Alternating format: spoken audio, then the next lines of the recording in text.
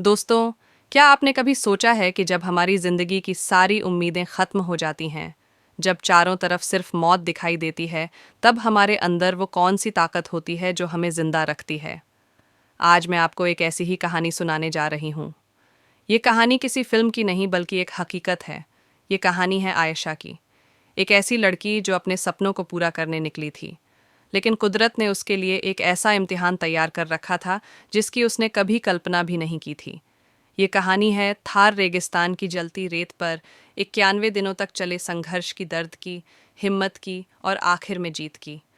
तो कुर्सी की पेटी बांध लीजिए, क्योंकि यह कहानी सुनने के बाद आप जिंदगी को एक नए नज़रिए से देखने पर मजबूर हो जाएंगे। तारीख थी 15 मई 2018। 28 साल की आयशा, दिल्ली के एक जानी मानी ट्रैवल ब्लॉगर और फोटोग्राफर, अपनी जीप से राजस्थान के थार रेगिस्तान के लिए निकली थी। उसका सपना था कि वो रेगिस्तान के उन अनछुए हिस्सों की तस्वीरें ले जिन्हें दुनिया ने कभी नहीं देखा। वो बहुत खुश थी। उसकी आंखों में सपने थे और दिल में जोश। जैसलमेर से लगभग 150 किलोमीटर दूर एक सुनसान रास्ते पर आगे बढ़ते हुए अचानक उसकी जीप एक झटके के साथ बंद हो गई। उसने कई बार कोशिश की, लेकिन गाड़ी स्टार्ट नहीं हुई। चारों तरफ मीलों तक सिर्फ रेत के टीले थे। मोबाइल में नेटवर्क नहीं था। शुरू में तो आयशा को लगा कि शायद कोई गाड़ी आ जाएगी, लेकिन घंटों बीत गए और दूर दूर तक कोई इंसान नहीं दिखा।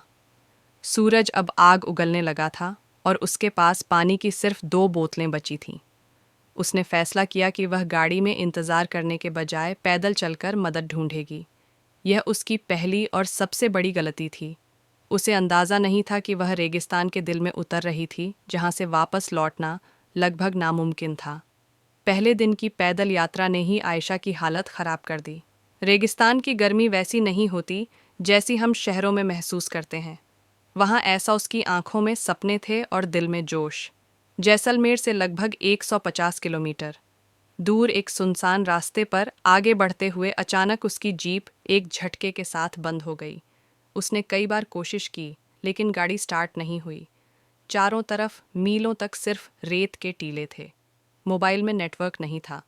शुरू में तो आयशा को लगा कि शायद कोई गाड़ी आ जाएगी, लेकिन घंटों बीत गए और दूर दूर तक कोई इंसान नहीं दिखा। सूरज अब आग उगलने लगा था और उसके पास पानी की सिर्फ 2 बोतलें बची थीं। उसने फैसला किया कि वह गाड़ी में इंतज़ार करने के बजाय पैदल चलकर मदद ढूंढेगी। यह उसकी पहली और सबसे बड़ी गलती थी। उसे अंदाज़ा नहीं था कि वह रेगिस्तान के दिल में उतर रही थी, जहाँ से वापस लौटना लगभग नामुमकिन था। पहले दिन की पैदल यात्रा ने ही आयशा की हालत ख़राब कर दी। रेगिस्तान की गर्मी वैसी नहीं होती जैसी हम शहरों में महसूस करते हैं। वहाँ ऐसा लगता है जैसे आसमान से आग बरस रही हो और ज़मीन किसी जलते हुए तवे की तरह हो। उसका गला सूख कर कांटा हो गया था। पानी की एक बोतल ख़त्म हो चुकी थी और दूसरी भी आधी रह गई थी। रात हुई तो ठंड ने उसे कंपाना शुरू कर दिया। दिन में आग और रात में बर्फ़। ये है रेगिस्तान की हकीकत। दूसरे दिन की सुबह तक उसके होंठ फट चुके थे और आंखों के सामने अंधेरा छाने लगा था। उसे पहली बार एहसास हुआ कि वो कितनी बड़ी मुसीबत में फंस चुकी है। मौत का डर पहली बार उसके दिल में बैठा। वो रेत पर गिर पड़ी। उसे लगा कि बस अब सब खत्म। उसके दिमाग में अपने परिवार का चेहरा घूमने लगा। वह रोना चाहती थी, लेकिन उसके शरीर में आंसू बनाने के लिए भी पानी नहीं बचा था। यह मौत से उसकी पहली मुलाकात थी जो उसे घूर घूर कर देख रही थी।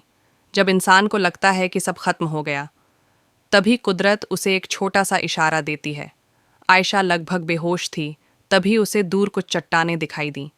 उसने अपनी बची खुची हिम्मत जुटाई और घिसटते घिसटते उस चट्टान की छांव तक पहुंची। वो छांव उस वक्त उसके लिए किसी जन्नत से कम नहीं थी। अगले दिन सुबह जब उसकी आंख खुली तो उसने देखा कि रात की नमी की वजह से कुछ जंगली झाड़ियों के पत्तों पर ओस की बूंदें जमा थीं। उसने अपनी चुनरी को उन पत्तों पर फेरा और उसे निचोड़कर कुछ बूंदें अपने सूखे होठों पर लगाई। वो पानी की कुछ बूंदें नहीं थीं, वो जिंदगी की बूंदें थीं। उसी पल आयशा को समझ आया कि अगर जिंदा रहना है तो रोने से काम नहीं चलेगा। उसे लड़ना होगा। उसे रेगिस्तान के नियम सीखने होंगे। उसने अपने बैग से एक छोटी सी डायरी निकाली और उस पर लिखा, दिन 3 मैं अभी जिंदा हूँ। यह सिर्फ एक लाइन नहीं थी, ये खुद से किया गया एक वादा था। अब आयशा एक टूरिस्ट नहीं, एक सर्वाइवर बन चुकी थी। उसने स्कूल में सीखी बातें और इंटरनेट पर देखे सर्वाइवल वीडियो याद करने की कोशिश की। उसे याद आया कि कैमरे के लेंस से सूरज की रोशनी को फोकस करके आग जलाई जा सकती है। कई घंटों की मशक्कत के बाद सूखी घास में से धुएं की एक पतली लकीर उठी और फिर एक छोटी सी आग जल गई। उस आग ने उसे सिर्फ गर्मी नहीं दी, बल्कि एक उम्मीद दी। उसने सीखा कि सुबह और शाम को चलना चाहिए और दिन की तेज़ धूप में किसी छांव में रहना चाहिए। खाने के लिए कुछ नहीं था, तो उसने वो किया जो शायद हम सोच भी नहीं सकते। उसने कीड़े, टिड्डे और जो कुछ भी उसे लगा कि खाया जा सकता है, उसे भुनकर खाना शुरू किया। हर कौर एक जहर के घूंट जैसा लगता था, लेकिन पेट की आग बुझाने के लिए यह ज़रूरी था। उसका खूबसूरत चेहरा धूप में झुलस गया था। शरीर पर जगह जगह घाव बन गए थे और वज़न तेज़ी से घट रहा था। वो आयशा नहीं थी जो दिल्ली से आई थी। रेगिस्तान में भूख और प्यास से भी बड़ा दुश्मन होता है अकेलापन। दिन बीतते जा रहे थे, हफ्ते बीतते जा रहे थे। आयशा ने किसी इंसान की आवाज़ नहीं सुनी थी। चारों तरफ सिर्फ एक भयानक खामोशी थी जो कानों में शोर करती थी। वो अक्सर खुद से बातें करने लगी थी, कभी अपनी माँ से तो कभी अपने पापा से। वो हवा में ही उनसे। कई बार उसे वहम होता कि कोई उसे आवाज़ दे रहा है, लेकिन वहाँ कोई नहीं होता था। यह अकेलापन इंसान को अंदर से खोखला कर देता है। एक दिन उसने अपनी डायरी में लिखा, आज 30वां दिन है। मुझे नहीं पता कि मैं पागल हो रही हूँ या जिंदा रहने की कोशिश कर रही हूँ। यहाँ की खामोशी कभी कभी गोलियों से भी ज्यादा शोर करती है। क्या कोई मुझे ढूंढ रहा होगा, या सबने मान लिया होगा कि मैं मर चुकी हूँ?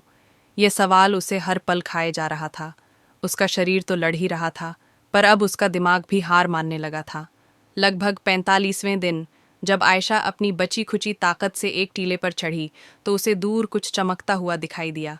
उसे लगा कि वो किसी गाड़ी का शीशा है या किसी गांव की छत। एक नई उम्मीद उसके अंदर दौड़ गई। वो पागलों की तरह उस दिशा में भागने लगी। वो गिरती, फिर उठती, फिर भागती। घंटों चलने के बाद जब वह उस जगह के करीब पहुंची, तो उसका दिल टूट कर बिखर गया। वो कोई गाड़ी या गांव नहीं था, वो एक मृग तृष्णा थी, जिसे हम मिराज कहते हैं। रेगिस्तान का एक ऐसा धोखा जो प्यासे को और तड़पाता है। उस पल आयशा पूरी तरह से टूट गई। उसकी सारी हिम्मत जवाब दे गई। वो वहीं रेत पर गिरकर फूट फूट कर रोने लगी। उसने पहली बार भगवान से कहा, बस अब और नहीं, मुझे उठा ले, मैं थक गई हूँ। यह दिन उसके 91 दिनों के संघर्ष का सबसे बुरा दिन था। उम्मीद का टूटना मौत से भी ज़्यादा दर्दनाक होता है। उस टूटी हुई हालत में आयशा कई घंटों तक बेहोश पड़ी रही। बेहोशी में उसे अपनी माँ का चेहरा दिखाई दिया। उसे अपनी माँ की कही एक बात याद आई, बेटा, हारना तब होता है जब हम कोशिश करना छोड़ देते हैं। यह आवाज़ उसके कानों में गूंजने लगी। जब उसकी आंख खुली तो सूरज ढल रहा था। उसके अंदर से एक आवाज़ आई, मैं मर नहीं सकती, मैं हार नहीं सकती। मैंने अपनी माँ से वादा किया था कि मैं एक दिन बहुत बड़ा काम करूँगी। मैं ऐसे गुमनामी में नहीं मर सकती। उस एक पल ने सब कुछ बदल दिया। उसके अंदर की टूटी हुई लड़की मर चुकी थी और एक योद्धा ने जन्म लिया था। उसने फैसला किया कि अब वह मदद का इंतज़ार नहीं करेगी। वह खुद अपनी मदद करेगी। वह एक दिशा में चलती रहेगी जब तक कि या तो उसे मंजिल नहीं मिल जाती या मौत। उसने अपनी डायरी में लिखा, दिन 50, आज मैं फिर से जन्मी हूँ। अब यह लड़ाई सिर्फ जिंदा रहने की नहीं, बल्कि जीतने की है। लगभग 70वें दिन मौसम ने भयानक रूप ले लिया। एक भयानक रेतीला तूफान आया। आसमान पीला हो गया और हवा इतनी तेज थी कि आयशा को एक चट्टान से चिपकना पड़ा ताकि वह उड़ ना जाए। घंटों तक वो तूफान चलता रहा। उसे लगा कि आज उसका आखिरी दिन है। रेत उसके मुंह, नाक, कान हर जगह भर गई थी। लेकिन जब तूफान थमा तो एक चमत्कार हुआ। तूफान ने रेत की ऊपरी परत को उड़ा दिया था और एक जगह चट्टानों के बीच एक छोटा सा गड्ढा बन गया था जिसमें थोड़ा सा पानी जमा था। वो पानी गंदा था, लेकिन आयशा के लिए वो अमृत था। उसने जी भरकर पानी पिया। ये कुदरत का एक अजीब खेल था। जिस रेगिस्तान ने उसे मौत के मुंह में धकेला था, उसी ने एक तूफान के जरिए उसे जीने का एक और मौका दिया था। उस पानी ने उसे अगले कुछ हफ्तों तक जिंदा रखा। वो समझ गई थी कि कुदरत जितनी क्रूर हो सकती है, उतनी ही दयालु भी। 90 दिन बीत चुके थे। आयशा अब एक चलता फिरता कंकाल बन चुकी थी। उसके कपड़े फटकर चिथड़े हो गए थे और शरीर पर मांस लगभग खत्म हो चुका था। वो बस अपनी इच्छा शक्ति के दम पर जिंदा थी। एक सुबह जब वह आगे बढ़ रही थी तो उसकी नज़र ज़मीन पर पड़ी।